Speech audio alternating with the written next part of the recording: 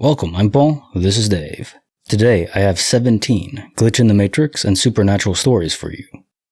Picture this. It's tea time at a funeral.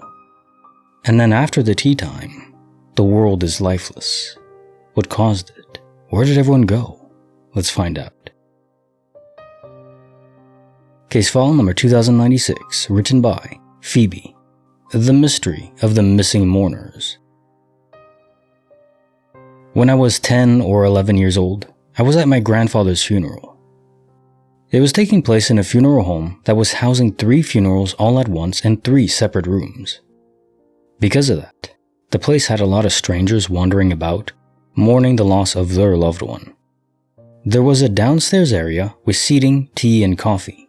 I guess for people to kinda get away and have a quiet place to chat with one another. My uncle took us kids down and told us a few ghost stories. Thanks, Uncle. We drank a few cups of tea and went back up. The place was still packed with somber people.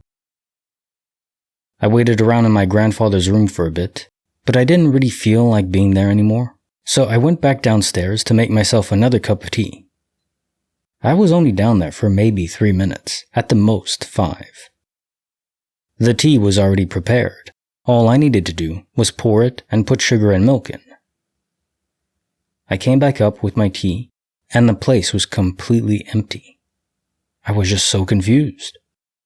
Just minutes ago, 3 funerals were taking place simultaneously, and a ton of people were there, along with all my family members. But they had all vanished, and none of the funeral home workers were there either. I was freaked out, to say the least. I went into all the rooms, each one having an open casket with a dead person inside, but completely empty of any living people. Then I noticed an open door at the end of a hallway and went into it. It led me outside where a man dressed like a really posh valet parker was standing. Just standing there, not even saying a thing.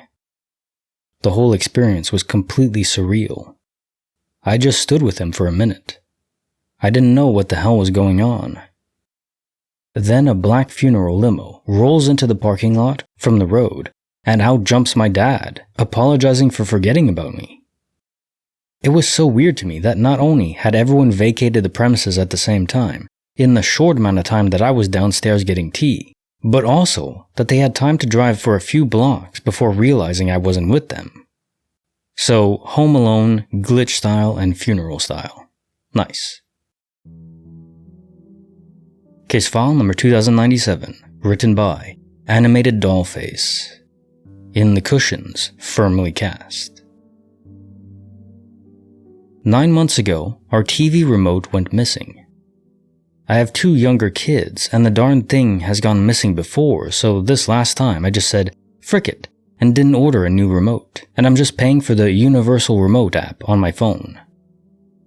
A couple nights ago, I'm watching Bluey on TV with my kids before bed.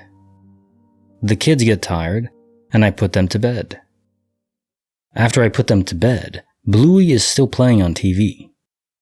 I hit the home button on my remote app because I'm not wanting to watch Bluey by myself, or hear it in the background, and I'm not really interested in watching TV at all. Hitting the home button brings up a screen with nothing playing. I'm scrolling my phone when Bluey comes on again. I hit the home button again on my app. I'm scrolling on my phone and Bluey pops up again and starts playing. It finally dawns on me that maybe I'm sitting on the actual physical remote, like it got lost in the cushions and it's lodged in there. Lo and behold, I found the actual remote. I'm so excited, and I proudly tell my husband I found the actual damn remote. And he reminds me that we bought our new couch 5 months ago. 4 months after the remote went missing. So yeah, not sure what the hell happened there, but I'm happy to have my new, old remote back. Case file number 2098, written by Stinger Bell. The Seagull's Stinky Strategy. I had the television on, and there must have been a show on Discovery or Animal Planet about seagulls. I'm a bit of a know-it-all, and was surprised to learn that if you disturb their nests, seagull parents will try to chase off any predators, only they do it in a rather interesting way, they dive bomb you with crap and vomit. Being seabirds and scavengers, their bellies are usually full of some type of rotting fish, stinking to high heaven. Just the smell, and the psychotic birds swooping for the back of your head every time you turn away, are usually enough to send any predator scurrying. Anyways, a couple hours after seeing this, I had to visit the local shopping mall. As I'm walking out of the car park towards the entrance, there's a seagull sitting about 30 feet up on the roof. The mall was a fair distance inland, not the most common seagull territory, and it was the first seagull I'd seen that day, reminding me of the TV show I just watched. The sidewalk leading to the mall's entrance took me right underneath with the seagull, who was getting more and more pissed the closer I got. I've seen birds protect their nests before, so I figured she must have babies nearby. I specifically remember thinking, "You'd better not even be thinking of puking on me, you stupid screeching bird." But then I laughed, as I lived by the ocean for the last 30 years, and never once had I ever seen or heard of a seagull puking on anybody. And really, what danger am I to a nest 30 feet up? I'm not freaking Spider-Man or anything. And thousands of people must use this sidewalk every day. What's a stupid thing going to do? Puke on every pedestrian going into the mall? Well, sure enough, as I reach the building, the bird dive bombs me, puking a dark, wretched, rotting fish-smelling bile on my head. Luckily, there was a series of awnings overhanging the sidewalk, which would protect me the few hundred feet to the mall. Or should I say, would have protected me if the seagull hadn't flown a few feet in front of me and stopped at the space between awnings to puke and crap on me as I passed unprotected underneath. Now I was thinking, that stupid bird isn't going to follow me 200 feet away from its nest just to puke and crap on someone who is absolutely no threat to its babies, you would think. The bastard followed me awning after awning, and the split second I appeared unprotected below, on came another stream of fishy vomit, accompanied by shrieks and dive bombs at the back of my head. The aim was phenomenal. Aim hackers, really. $1 million smart bombs don't reach anywhere near this kind of accuracy. The smell was so awful that I had to give up trying to make it to the mall, and too big of a mess to clean up in a mall toilet. About 2/3 of the way there, and turned back from my car so I could go home and shower. Freaking seagulls! This was one of the funniest stories I've ever read. Freaking seagulls indeed. Case file number 2099, written by Interstellar Seas. Pocket trick, card slick. Oh, how sick. I was heading to the post office, and before leaving the house, I slid my heavy metal credit card into the pocket of my pajama pants. I remember doing it clearly, the weight of the card, the cool metal against my hand, and the deliberate motion of putting it in my pocket. I even felt the card there as I drove. When I arrived at the post office, I instinctively reached into my pocket to retrieve the card, but it wasn't there. I checked again, nothing. I emptied my pocket, ran my hand along the fabric, and patted down my entire outfit, still nothing. Puzzled, I returned to my car and searched the seats, the floor, and even the center console, thinking perhaps I had somehow dropped it or misplaced it on the way. But no luck. By this point, I figured I must have left the card at home, even though I was sure I had felt it during the drive. Frustrated but resigned, I drove the short distance back to my house, my mind replaying the moment I had placed the card in my pocket, trying to convince myself that I had somehow imagined it. When I parked, I got out of the car and stood up to walk into my house and froze. The card was in my pocket. I felt it immediately.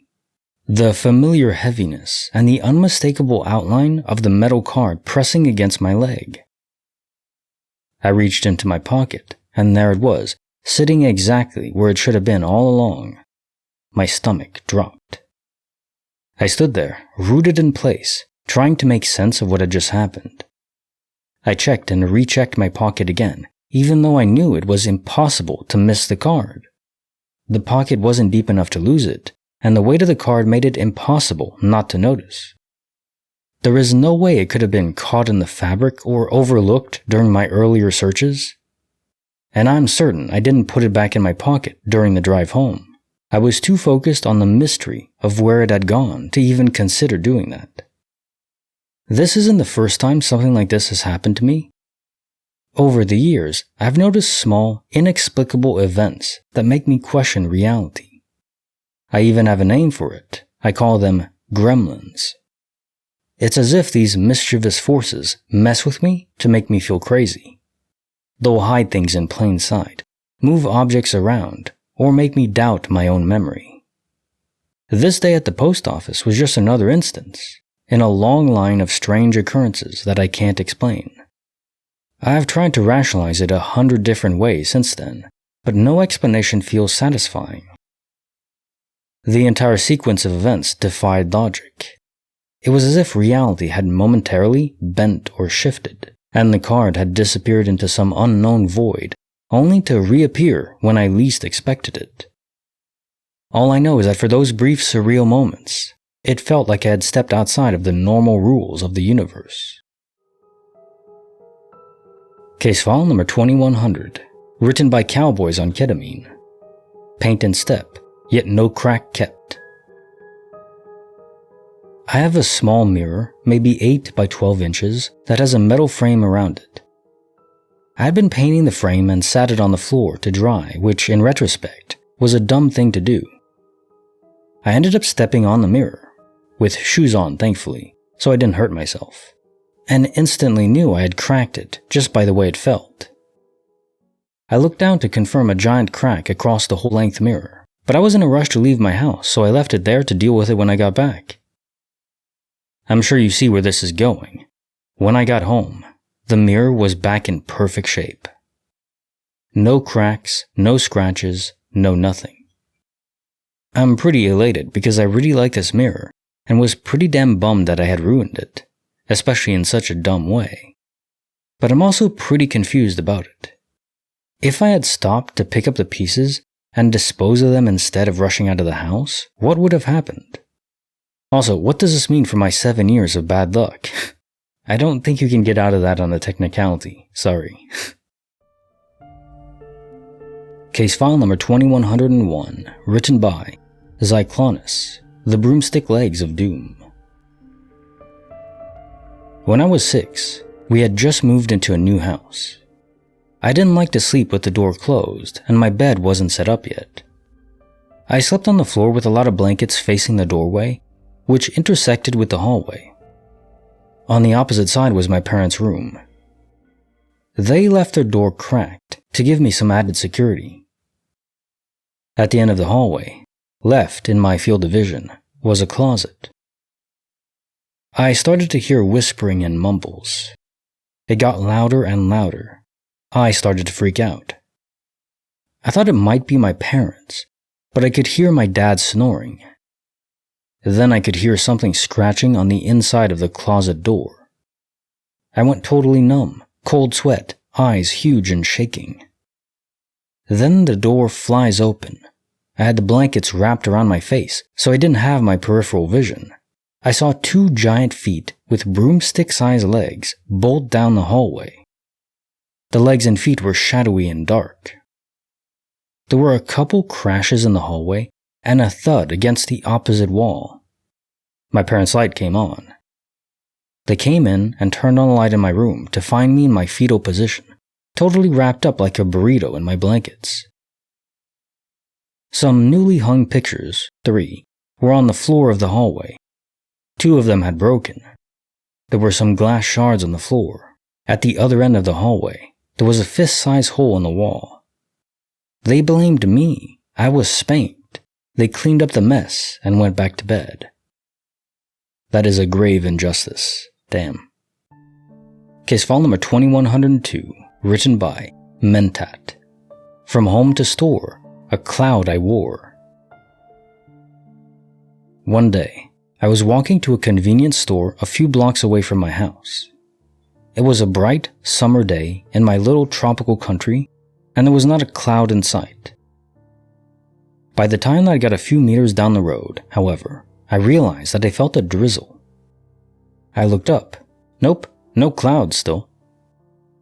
I looked around for anyone that may have been playing some odd prank on me, and then I noticed a dark streak on the asphalt. From my house to the spot I was standing in there was a trail of dampness. In front of me, the road was bone dry. I walked a little bit faster, but I still felt the drizzle. I broke into a small sprint, but still couldn't get away from it. I even tried taking a detour to no avail. For the next 15 minutes of my walk, I guess I had a barely visible or invisible cloud over my head that was drizzling just on me. It felt like a cartoon, but I wasn't in a foul mood or cel-shaded or anything. Once I got past being weirded out, I had a pretty good laugh about it. Case file number 2103, written by Stack Being, The Karamazov Coincidence. I was on the train going to work while reading The Brothers Karamazov. Then, two girls took their seats in front of me. I looked over the book and saw their faces. They were pretty and they were the same, and straight looking at me. Twins, I thought, and kept on reading. A few minutes later, I looked over the book again. They had the same haircut. That's fun until you're 8 years old. Keep on reading. Then I had a longer look. Same shirt. Same glasses. What? Same mother-freaking folder. And they mother-freaking held it at the same way against their chest. Same earrings, same necklace. It was turning ridiculous. I hid behind the book, but I was still watching below it. Same shoes, socks, and skirt. They even had an identical scar in the left side of the left leg. That was too much. I turned my head to both sides and nobody was paying attention to them. For a few more moments, I thought I was going nuts. They were identical in every detail I could think of, and it was overwhelmingly creepy. I got down at my station and they were still looking right at my eyes, through the window, until the train left. Case file number 2104, written by 98 Akura, Nightmare of Speed and the Tire of Greed. I had a dream where I was driving to work. I had an Acura Integra at the time, and while it was nothing special, I habitually drove entirely too fast. Anyway, in my dream, which was on a Saturday night, it was a very, very vivid dream. I was driving to work on a Monday morning as normal, doing speeds in excess of 100 miles per hour across the bay, Tampa, Florida, when I had a front driver tire blow out. That caused my car to go violently full speed into the concrete divider wall. I remember the car flipping and an explosion. Then I went black? Death? I woke up a few moments later with a very good recollection of the events. Didn't think much about it, rolled over, went back to sleep. The next day, Sunday, I had been planning for a while to change my oil that day. I had also never once, except for the dream, thought about the condition of my tires. Even after the dream, I didn't think twice about it. So I get under the car, start changing the oil. I turn my head to the left to wipe some sweat off my face, and catch a glimpse of my front driver tire. The entire circumference of the tire, the tread, had separated from the sidewall, and the metal belts were exposed.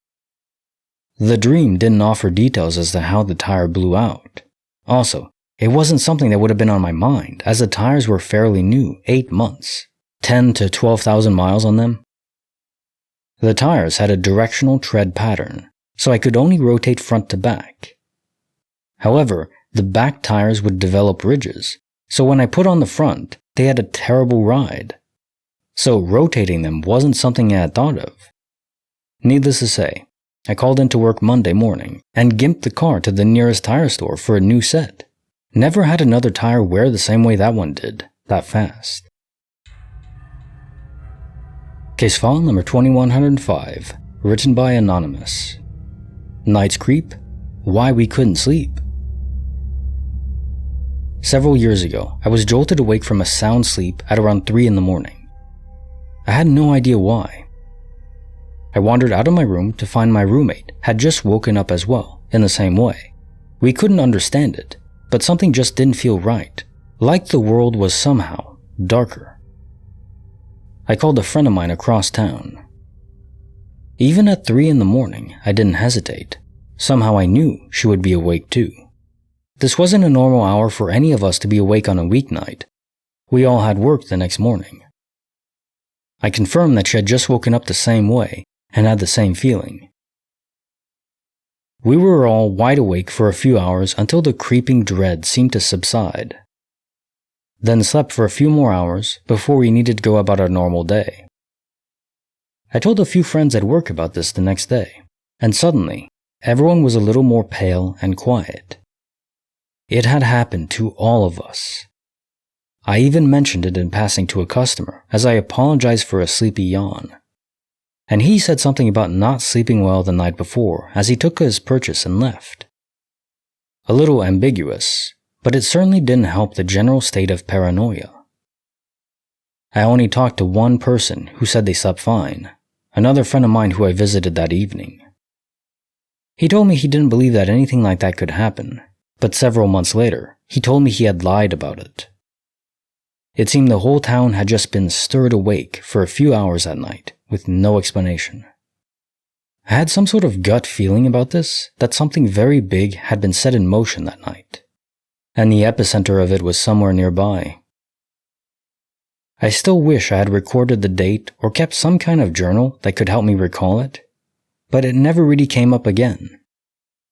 The part of it that creeped me out the most was calling a friend at 3 in the morning, who shouldn't have been awake either, immediately asking, "You feel it too, don't you?" and getting an affirmative response. Yeah, that's creepy. Case file number 2106, written by Melanthius. The mix-up of cars and a Diet Coke of wonder. My friend returned to her black Ford Explorer in the parking lot of a mall. She opened it up, got in, drove home. Once she got home, she couldn't open the garage door. The garage door opener had gone missing. Then she started looking around the car. All sorts of foreign items were present in the Ford that weren't hers. An empty can of Diet Coke, a magazine, a pack of tissues. She realized then that it wasn't her car. Ultimately, she tracked down the owner of the Ford. As it turns out, the owner of the car had done exactly the same thing. Each driver had driven home the other's black Ford Explorer. They met up and exchanged vehicles without incident. Even when I repeat this story back, it still feels like a freaking weird dream that couldn't possibly have happened, but it did. Case file number 2107, written by Henderson 2026. Detour into Twilight Zone, 300 miles in 15 minutes. This happened around 1995. I was working with a subcontractor, and we left the job site to get to the contractor's main office, to turn in paperwork so we can get paid for the week. On the way to the main office, there was road construction ahead, and we had to take a detour. Little did we know, that detour went through the Twilight Zone. After taking a detour, we very quickly got lost. So we pulled over to this gas station to ask for directions. After finding out where we were and pulling out the map that we had in the glove compartment, to my horror, I found out we were 300 miles from where we started. We had traveled 300 miles in 15 minutes. What took us 15 minutes ago, one way, took us nearly 5 hours to go back the other way. I did not get home until after midnight. We never did figure out what happened. The old man flat out refused to talk about it. Space-time portals, baby. Case file number 2108. Written by Ella Mariachi 304. From Warts to Wonders. When I was just a kid, around 6 or 7 years old, I had a lot of warts on my hands. What started as 1 or 2 warts became over a dozen of them, all over my fingers. My mother and father brought me to a doctor. I grew up in Spain in the 1980s. What the doctor recommended shocked and offended my parents.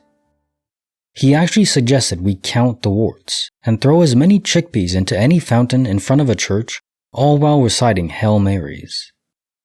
This was a man who was a doctor of medicine, and he proudly displayed his diploma on the wall of his office. My parents didn't believe it would work, but they were out of ideas. I certainly didn't know what to believe. I just went along with what the adults told me to do. That same day, me and my parents followed that doctor's prescription. At this point in time, I had a wart problem for over 6 months. Well, what do you know? The next morning when I woke up, the warts were smaller and flatter. And the day after that, they were gone. No scars, no burning, no freezing, no chemicals, no trace of them whatsoever. I am now 15 years older than I was then, and I am an atheist simply because there's more evidence for there being no God than the alternative. But this is still one of those things I could never explain. My family and I have discussed whether some placebo effect could have taken place, and I can't rule it out, but I will say this. Nobody in my family thought it would work or expected it to, much less me. Case file number 2109, written by Anonymous. The Strange Melodies of Zweibrucken.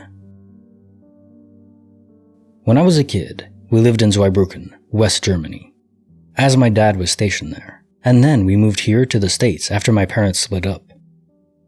At the airport on the way home, my mom let us pick a toy at the duty-free shop, and I picked this little roll-up keyboard. It was about 7 inches long when unfurled, and it had no on and off switch or any features other than each key played a note. That seems trivial now until the weird part comes in. Now we got to the States, and we were staying with my maternal grandparents here in Tennessee, and they lived in a big plantation home from the early 1800s. There were 3 floors, and we each had our own room to stay in on the 3rd floor. Loads of unexplainable events happened over the course of the time that we stayed there. But the weirdest that I can remember involves the tiny keyboard. The one I had gotten at the airport on the way here. One night, I had fiddled around with it some, and learned to play Ronda a la Turca, and was feeling rather impressed with myself before going to bed. I was 7, that song was hard. I was sleeping pretty good when I heard an unrecognizable tune playing, and from the easily discernible tone the keys on my toy keyboard made. I could tell it was coming from there. Weird part? Keyboard was in a drawer in my nightstand, beside my bed. Neither of my sisters play any instruments, then or now. And nobody was in my room when I turned on my lamp. Upon opening the drawer, the notes sped up, but were still being played in some sort of tune, not just random key presses. When I picked it up, it played for about 10 more seconds and then stopped. It wouldn't play any more from that point. Put new batteries in it, had my grandfather look at it, nothing worked. It had played its final notes that night, and I never was able to figure out why. I still have the keyboard in storage, but I can't take it back to my grandparents' house as the state of Tennessee bought it so they could demolish it and put in a highway through their property. Eminent domain. They demolished the house, but they never put in the highway. Jerks. Bonus. In the same house, there was a clogged sink, and it had some murky water in it because it would drip into the basin, but had no outlet due to the stoppage. One day, I was brushing my teeth at the other sink in the bathroom, and I noticed the button on the light switch, like a ground fault circuit interrupter, but the switch was old, like early 30s old.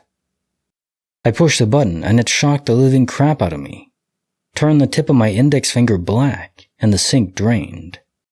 Case file number 2110, written by Prairie Harpy. Run, Charlie, run! I was 16, traveling alone in Los Angeles. One night, I was riding the subway and gave up my seat to an older man who was missing his left leg. He thanked me and explained unsolicited that his name was Ernie, that aliens had severed his legs years ago, and he couldn't get the government to believe him. I nodded politely, got off at the next stop, and walked down the empty street to my hostel. I noticed an old black woman digging through the garbage outside of a post office. As I passed by, she called out, without glancing up, "You're gonna die." Excuse me? You're gonna die tonight. You got the mark of death upon you. I'm sorry, I have to go now, I stuttered, but she had me up against the wall. She was surprisingly strong, and I couldn't get away. Right when I started thinking she was right, I was going to die, Ernie, the one-legged abductee, came hobbling down the sidewalk, pulled the old woman off me, looked me dead in the eye and said, "Run, Charlie." Not my name, but God help me, I ran. Wise. Case file number 2111, written by Alien Proxy. A movie missed, a mind's twist, and a psychic fist. I used to live with a really good friend. She was an incredibly overweight woman who, once asleep, was impossible to wake up. We believe her weight contributed to this. Twice while I lived with her, I managed to lock myself out of the apartment, and despite the fact that she had passed out on the couch right by the front door, I could not rouse her by banging on the door, calling on the phone, or screaming for her to let me in, and I ended up sleeping at a neighbor's house. She was a school teacher, and work would exhaust her, so during the on-season, it was often difficult to get her to go out. We'd made plans for a movie, and I was getting amped up to go out. I walked into the living room and found her passed out on the couch. Needless to say, I was pretty bummed out, so I spoke directly in her ear. "Hey, wake up!" Tugged on her arms and even shook her, but nothing worked. She continued her deep, rumbling snores, and I knew I wasn't getting her out of the house. Having managed to bore myself, I sat down across the room from her in an office chair and spaced out for a bit. Then, feeling somewhat childish, I imagined that I had psychic powers to rouse her, and holding my hands out in front of my forehead, I imagined pouring the sensation of being awake into my cupped hands. In my mind's eye, it was like white molten metal, and when this imaginary substance that means I'm awake formed a glowing ball out of it, then pushed it gently across the room. I imagined this liquid sphere floating right up to her forehead and popping on her, and the moment it popped, the very moment it popped on her, she gasped and flew off the couch, literally screaming at me, "What did you do? What did you do to me?" And I panicked and fell off my chair, backing away from her. Because how the frick do you explain yourself when you've done something so silly? Obviously, I did not expect anything to happen. I was just allowing my imagination to keep me busy, while I figured out something else to do with my evening. She was hyperventilating, and we both finally calmed down, and I explained myself to her. The good thing was that when she woke up, she looked directly at me, and I was sitting across the room from her, so she knew at least that I hadn't been doing anything directly to her. Case file number 2112, written by Jod V. $20 for Jesus. When I was in college, I was in a band, and we were practicing in the lead singer's attic. It was a Friday before Easter. The house was at the corner of a main intersection, and we had the windows open because it was hot as hell. In between songs, we heard someone yelling from outside. We looked out the window and saw a man who was probably in his 50s holding 2 shopping bags. He was saying that he wanted to come in and listen to us play. We just ignored him and kept on practicing. Then, the lead singer's roommate came upstairs. The guy had knocked on the door, asking to come up.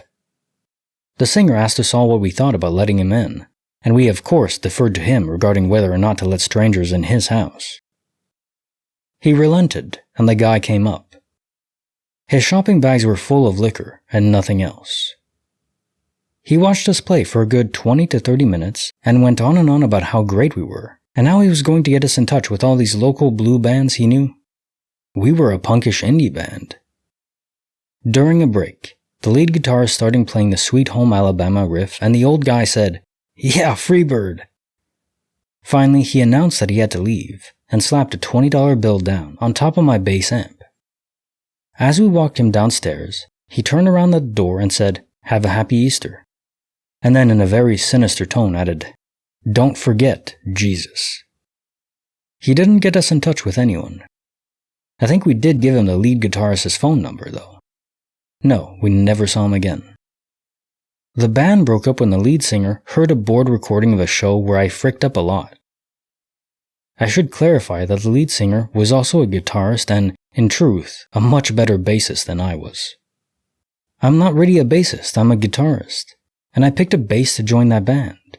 And I fricked up so much during the show because we were, for some reason, headlining, and the touring band that opened for us had all sorts of nifty effects going on. And the guy running Lightboard decided to try and make an impromptu light show for us, which just means that he had us in the dark half the time, and I couldn't see what the hell I was doing. He wanted to just kick me out, but the drummer, who I had brought in after their old drummer had died, wasn't cool with that, and it resulted in the end of the band. A couple years later, I formed a new band with the lead guitarist and drummer, and promoted myself to lead singer and guitarist. That band lasted a little over a year before creative differences became too much to ignore. Now time for the dad jokes of the day. Joke number 1. What has 5 toes and isn't your foot? My foot. Joke number 2. I showed my damaged luggage to my lawyer and said, I want to sue the airline. You don't have much of a case, he replied. Joke number 3. The cops knocked on my door and said, we're looking for a burglar with one eye. I said, wouldn't it be better to use both eyes? Yes, it would. Joke number 4. I failed my job interview because they said my communication skills were lacking. I honestly don't know what to say. Gotta work on those skills. Joke number 5. What's the best present you can give someone? A broken drum. Nobody can beat that. God. Like the video, subscribe, hit the bell. Kinetic Symphony signing off.